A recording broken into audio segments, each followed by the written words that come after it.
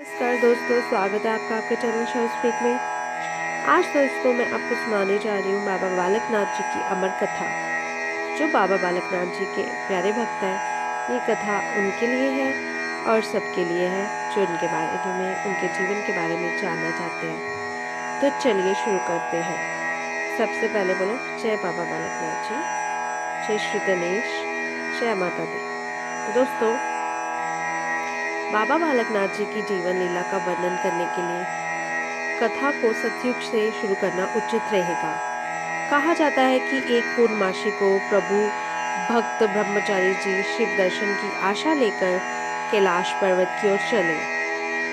ना रास्ते का पता, ना यात्रा की दूरी का, मन में बस एक ही अभिलाषा कि अपने आराध्य देवों के देव महादेव शिव के दर्शन करने हैं। कहते हैं कि इरादा पक्का हो और भावना शुद्ध हो तो मंजिल तक पहुंचने के लिए कोई साधन बन ही जाता है। इस तरह थके हारे ब्रह्मचारी को एक बुढ़िया मिली। धर्मो नामक उसका इस बुढ़िया से ब्रह्मचारी जी ने कैलाश पर्वत पर भगवान शिव के ठिकाने के बारे में पूछा। एकदम भगवान शिव के दर्शन की बात सुनकर बुढ़िया ने हैरान होकर कहा कि आप भगवान शिव का पता ऐसे पूछ रहे हो जैसे भगवान शिव आम संसारी हो एवं उनका कोई निश्चित ठिकाना हो। बुढ़िया ने उसको भोजन आदि करवाया एवं कुछ दिन आराम करने की सलाह दी। ब्रह्मचारी की थकान मिटी तो फिर उसने भगवान शिव के दर्शनों की रट लगाई। ब्रह्मचारी का शिव दर्शन के लिए पक्का इरादा जान धर्मो माई ने उससे कहा कि पूरा पता तो मुझे भी मालूम नहीं, परंतु मैं विधि तुम्हें बता सकती हूँ जिससे शिव दर्शन पाने का रास्ता तुम्हें मिल सकता है। तब उस बुढ़िया ने बताया कि समीप ही जल के तालाब में पार्वती जी तारों की छांव में स्नान करते हेतु आती है। यदि तुम किसी विधि उन्हें प्रार्थना करो तो वह अवश्य तुझे शिव दर्शन करवा सकती हैं।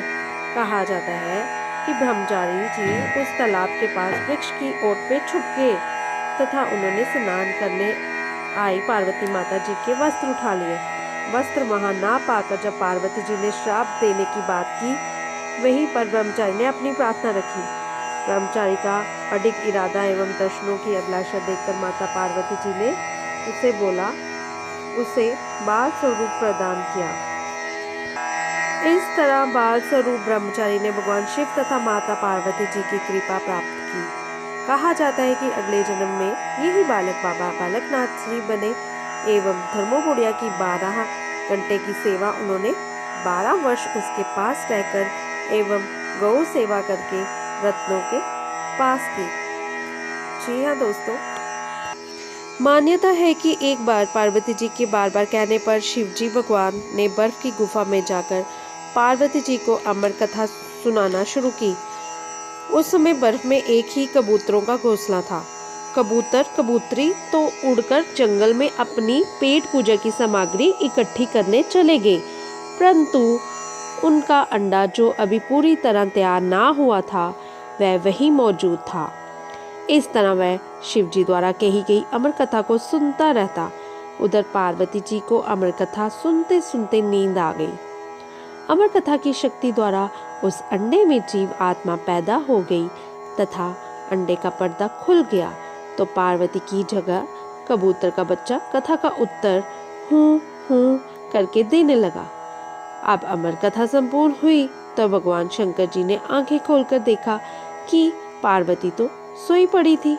शंकर जी हैरान होकर सोच में पड़ गए कि पार्वती तो सोई पड़ी है, पर अमर कथा में हूँ हूँ कौन करता रहा। आखिर पार्वती जी को उठाकर पूछने एवं देखभाल करके गुफा पर में से एक घोंसला नजर आया, जिससे एक कबूतर निकलकर बाहर को उड़ गया, जो अमर कथा सुनकर अमर हो चुका था। शंकर जी उस कबूतर को मारने के लिए उसके पीछे भागे। हांफता हांफता कबूतर अपनी जान बचाने के लिए उड़ता उड़ता एक गर्भवती स्त्री की गोद में मूर्छित होकर गिर पड़ा और ईश्वर की कुदरत से वह स्त्री के गर्भ में अलोप हो गया। शिव जी बोले ने उस स्त्री को कहा कि हे देवी, हमारा पंछी तुम्हारी गोद में बैठा था, उसे वापस लौटा दो। उस स्त्री ने कहा, हे महाराज देख लो, मेरे पास तो आपका कोई पंछी नहीं। शंकर जी ने कहा, हमारा दोषी तो अभी वह तुम्हारे पास है, सिर्फ अपना स्वरूप बदलने के लिए तुम्हारे गर्भ में आलोप हो गया है। इस तरह शिव जी ने वही धुनी लगा दी। 1 साल तक इसी तरह सुखदेव मुनि जीव आत्मा का रूप धारण किए हुए उस स्त्री के गर्भ में रहे। इस पर भगवान इच्छा से उस स्त्री को कोई तकलीफ ना हुई। इस बीच शिव जी भगवान ने विचार किया कि जब इसने अमर कथा सुनी ली तो इसमें इसका क्या दोष है। अब ये अमर हो चुका है तो ये मेरा शिष्य है, अतः इस समय इसको मारना भी अधर्म होगा। शिव जी ने आग्रह करते हुए सुखदेव मुनि से कहा कि अब आप बाहर आ जाओ, इस बेचारी स्त्री को क्यों दुख देते हो। सुखदेव जी बोले कि मैं तो आपके डर से ही छुपा हुआ हूँ, जब तक आप मेरी सुरक्षा का वचन ना देते हैं तब तक मैं बाहर नहीं आ सकता। इस पर शिव जी बोलने ने कहा कि मैं तुम्हारी सुरक्षा का वचन देता हूँ। उन्होंने सुखदेव से वर मांगने को भी कहा। तब सुखदेव जी ने वर मांगा कि बाहर आते वक्त संसार में जो बच्चे पैदा हो वह सब अमर हों और उन पर आपकी कृपा से देव बनी रहे। शिव बोले ने तथात्सु कहा तथा अंतर ध्यान हो गए। इस तरह शिव बोले ने सुखदेव जी को ये वचन दिया। बालकनाथ जी का जन्म भी ठीक उसी समय हुआ। वे अपनी पिछली कमाई के कारण उस समय आखिरी सीढ़ी पर थे।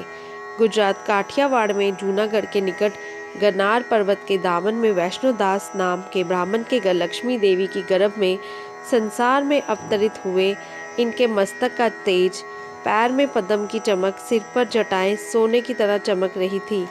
इनका सुंदर स्वरूप देखकर सभी का मन अति प्रसन्न हुआ। स्पष्ट था कि वे अवतारी जीव हैं।